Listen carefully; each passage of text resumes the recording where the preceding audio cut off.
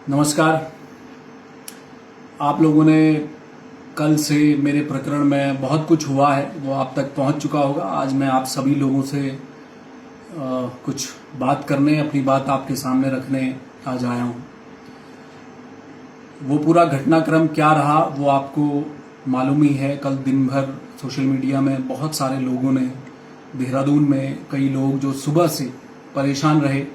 सुबह 4 बजे जब मुझे पुलिस द्वारा उठाया गया, उसके बाद मैं बहुत देर तक मुझे गायब मैं रहा। मैं कहाँ था मुझे नहीं पता, मुझे अलग अलग जगहों पर पुलिस ले जाती रही। तो इस दौरान मेरे परिवार और तमाम लोगों ने, मेरी पत्नी के साथ आकर लोग खड़े हुए और तमाम थाने चौकियों में कई लोग भटकते रहे, साथ में खड़े रहे। बहुत सारे लोगों ने सोशल मीडिया पर लिखा। मैं आप सभी लोगों का तहे दिल से, तमाम पत्रकार पूरे प्रदेश भर के जिन्होंने मेरे लिए संकट के समय वो लोग मेरे साथ आप सब खड़े रहे, इसके लिए आपका तहे दिल से शुक्रिया। घटना 4 बजे अचानक 10 से 12 लोग बिना वर्दी के मेरे घर में आए, जहां मैं किराए में रहता हूं। पहली मंजिल पर कूदते फांदते गेट से अंदर आए और मैं चूंकि सुबह जल्दी उठता हूं 4 बजे, तो मेरे उठने के बाद पुलिस आए। मुझे जगा कर नहीं ले, मैं उठ चुका था। मैं स्नान की तैयारी कर रहा था, उस समय आई और मुझे वहां से घसीट कर मेरी पत्नी को धक्का देकर गिरा दिया। मुझे झपट्टा मारते हुए और हाथ चलाते हुए वो मुझे घसीट कर वहां से पैदल पूरी गैलरी से, उस मोहल्ले से निकाल कर ले गई। आगे जाके गाड़ी में मुझे बिठाया और कई जगह घुमाते रहे और तब मुझे ये लग रहा था शायद मेरा आज एनकाउंटर हो जाए। इस तरह का माहौल मेरे इर्द गिर्द बना दिया गया था उन लोगों द्वारा। फिर अंत में मुझे कहीं डिफेंस कॉलोनी की किसी चौकी में मुझे ले जाकर वहाँ बिठा दिया और वहाँ उन्होंने कुछ गिनी चुनी बातें मुझसे रखी। मेरे फ़ोन पत्नी के और मेरे फ़ोन दोनों पुलिस के पास थे। वो उसकी जांच करते रहे दोपहर 2-2:30 बजे तक और मैंने अपने बैंक अकाउंट की डिटेल भी उन्हें दे दी और पत्नी के अकाउंट की डिटेल भी दे दी।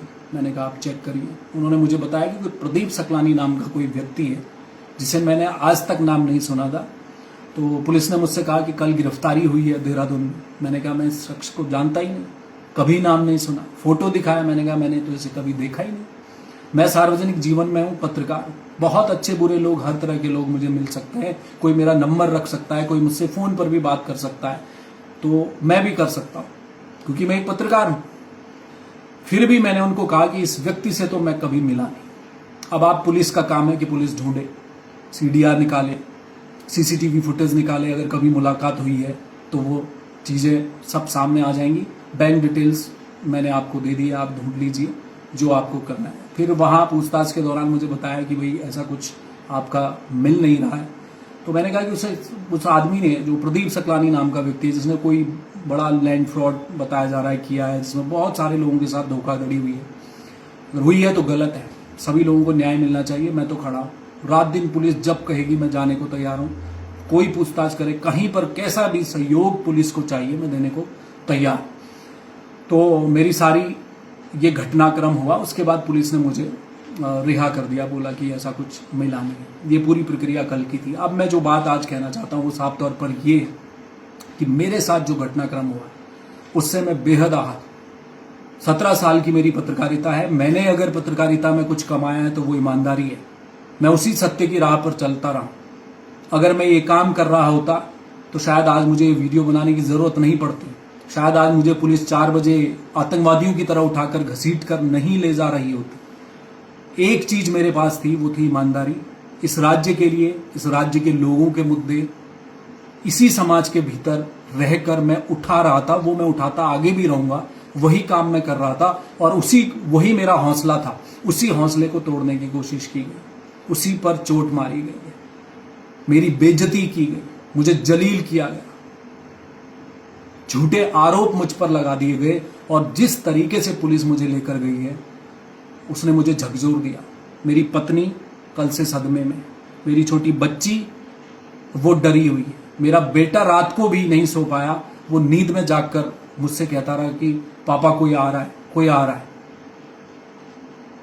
इतनी छोटी उम्र में मेरे बच्चों को एक ट्रॉमा दिया है उत्तराखंड की पुलिस ने, उसके लिए शुक्रिया। क्यों किया आपने मेरे साथ ऐसा? क्या आवश्यकता थी? अगर आपने प्रदीप सकलानी नाम के व्यक्ति को पहले दिन गिरफ्तार कर लिया था, उसने कोई खुलासा कर लिया था, पुलिस की थ्योरी मान लूं कि हाँ, वो नाम का खुलासा नहीं कर रही थी, जो 5-7 नाम लिए पुलिस ने बताया, उसमें कुछ पत्रकार भी हैं, उसमें से एक मेरा नाम लिया गया, कहा गया कि इनके बड़े पुलिस से, प्रशासन में अधिकारियों से बड़े अच्छे इनके संबंध हैं, ये सब कुछ सेटल करवा देंगे। क्या सेटल करवा दूंगा? पूरी पुलिस फोर्स है मेरी, खुली पुलिस को एक छूट है, अपनी फोर्स में किसी एक सिपाही को, एक सिपाही से लेकर ऊपर तक अधिकारियों को कहिए मेरा नंबर दीजिए और कहिए कि इस नंबर से कभी आपको फोन आया। कभी नहीं किया, किसी अधिकारी को फोन नहीं किया। ये पूरा घटनाक्रम हुआ और उसके बाद पुलिस ने शाम को ये कहा कि मेरे खिलाफ कोई साक्ष्य पुलिस को नहीं मिले हैं और मुझे उन्होंने तब छोड़ा है। मैं जांच में सहयोग करने के लिए तैयार हूं। मेरी जो मानहानि हुई उसका क्या होगा? अगर उस व्यक्ति ने, प्रदीप सकलानी ने अगर मेरे बारे में कुछ कहा है, अगर मेरा नाम अगर उनके द्वारा लिया गया है तो वो कहीं लिखित पढ़ित में होगा।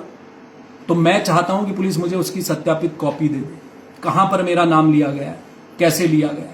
एक तो पुलिस मुझे वो मुहैया करवा दे, मैं उसके लिए प्रार्थना पत्र देने जा रहा हूं। दूसरा, मेरे बैंक डिटेल, 2 बैंक अकाउंट है वो मैंने दे दिए, पुलिस जांच कर ले और उसमें खुलासा करके सामने पब्लिक डोमेन में ले आए, सार्वजनिक कर दे कि मुझे कैसी ट्रांजैक्शन हुई है, किसने की, दुनिया देख ले, पूरा प्रदेश देख ले, देश की प्रदेश की जनता देख ले, मैं चाहता हूं। और तीसरा, अगर मैंने उस व्यक्ति से कहीं मुलाकात की है, फोन में बात कर की है, लोकेशन, CDR सब निकाल ले पुलिस मेरे नंबर की और बता दे और सार्वजनिक कर दे कि ये इनके बीच बात हुई है। बात यहीं तक है, ये कर दे पुलिस। अन्यथा मुझे न्याय क्या मिलेगा, कैसे मिलेगा? ये मेरे लिए, मेरे परिवार के लिए झकझोर देने वाली घटना है। मेरी माँ बूढ़ी है, वो अकेली है।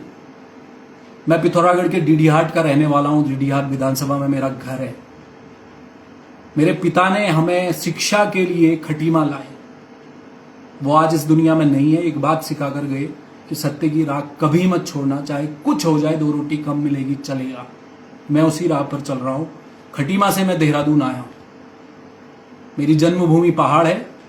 मैं माँ की कोख से, माँ की गोद में काम कर रहा हूं, गोद से बाहर नहीं गया हूं। इसी उत्तराखंड की भूमि में हूं, बस आंगन में बैठा हूं और इसी प्रदेश के मुद्दे उठा रहा हूं, वो मैं उठाता रहूंगा। पुलिस की जो पूरी कार्रवाई है, मैं बार बार कह रहा हूं, मैं पुलिस के साथ अभी भी खड़ा हूं। मुझे रात के 2 बजे बुलाएं, 3 बजे बुलाएं, कभी भी बुलाएं, मैं आके जो मुझसे सहयोग होगा मैं देने को तैयार हूं। कोई अपराधी इस उत्तराखंड में बचना नहीं चाहिए। किसी भी आम सीधे साधे लोगों के साथ फ्रॉड नहीं होना चाहिए। कई लोगों के मेरे पास फोन आए, तब मुझे पता चला कि कितना बड़ा फ्रॉड ये आदमी है जिसने ये सब कुछ किया है। वो पुलिस ने गिरफ्तार करके जेल भेजा है।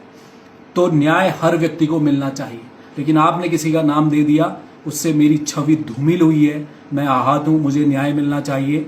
अगर मुझे ये न्याय नहीं मिलता तो मैं कह रहा हूं, मैं अपने परिवार के साथ, अपने बच्चों के साथ, अपनी पत्नी के साथ, अपने सहयोगी, तमाम मेरे चाहने वाले प्रदेश भर के लोग, मैं कहता हूं, और तमाम पत्रकार जो मेरे साथ थे, मैं पुलिस मुख्यालय के सामने धरने पर बैठूंगा, अपने परिवार के साथ बैठूंगा। मुझे न्याय चाहिए। मेरी छवि धूमिल हुई है। ऐसा क्यों किया गया मेरे साथ? ये सबसे बड़ा सवाल है। और मैं जाऊंगा, कोर्ट का रास्ता भी अपनाऊंगा। मुझे न्यायिक लड़ाई लड़नी पड़े, मैं वो भी लड़ूंगा। वो कौन लोग थे जो गुंडों की तरह सुबह सुबह 4 बजे मेरे घर पहुंच गए? आज मुझे उस मोहल्ले से भी बाहर होना पड़ रहा है, मुझे वो घर भी खाली करना पड़ रहा है। ये स्थिति आपने करनी थी, आपने कर ली है। एक और बात मैं कहना चाहता हूं, बहुत साथी मीडिया में पूछ रहे थे, सोशल मीडिया पर मैसेज भी कर रहे थे कि जो बीजेपी के विधायक है अरविंद पांडे, उनका एक बयान, मुझे तो मालूम नहीं था, शाम को जाकर मैंने वो बयान देखा, मेरा तो फोन पुलिस ने रखा हुआ था। उन्होंने एक बयान दिया, उन्होंने कहा है कि एक इंटरव्यू जो मैंने कुछ दिन पहले उनका किया था, वो क्या उसकी वजह से ये कार्रवाई हुई है, उन्होंने ये कहा। मैंने उस वीडियो को घर जाकर रात को जब देखा तो मेरे पैरों तले जमीन खिसक गई। मैंने कहा ऐसा नहीं हो सकता, ये क्या चल रहा है? क्या कोई राजनीतिक रूप से प्रेरित ये चीज हो सकती है? मैं अभी भी मानने को तैयार नहीं हूं। मुझे पुलिस पर विश्वास है, पुलिस की कार्यप्रणाली पर भी विश्वास है, मैं किसी पर सवाल नहीं उठा रहा। लेकिन जिस तरीके से मुझे आतंकवादी की तरह ट्रीट किया गया, बिना किसी जुर्म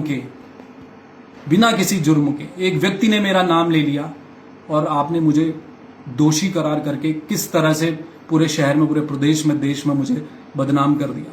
ये मुझे बहुत बुरा लगा है, लेकिन मैं इसी समाज में हूं, यहीं रहकर मैं अपना काम करता रहूंगा। आप सारे सभी लोगों का मैं शुक्रिया करना चाहता हूं, जो भी लोग मेरे साथ रहे, आप मेरे साथ कंधे से कंधा लगाकर खड़े रहे। प्रदेश भर से मेरे पास फोन में आए, बहुत सारे नेताओं के पक्ष विपक्ष के लोगों के फोन आए कि आप मेरे साथ खड़े रहे। मैं आप सबको एक वादा करना चाहता हूं, मैं निर्दोष हूं, झूठे आरोप मेरे ऊपर लगाए गए और इसकी क्लीन चिट लिए बिना मैं नहीं मानूंगा।